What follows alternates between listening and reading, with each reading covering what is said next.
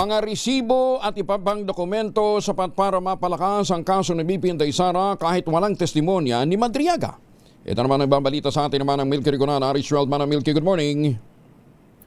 Mananatiling malakas ang impeachment complaints laban kay Vice President Sara Duterte kahit wala ang testimonya ni Ramil Madriaga.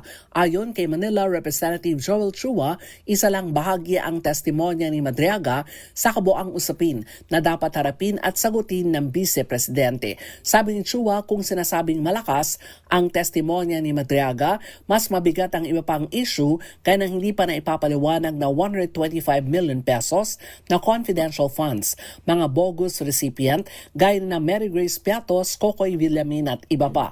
Samantala, sa pagpapatuloy ng impeachment proceedings sa April 22, bubusisiin naman ang tungkol sa umunoy unexplained wealth at SALN ng Vice Presidente at mister nito na si Attorney Manasseh Carpio.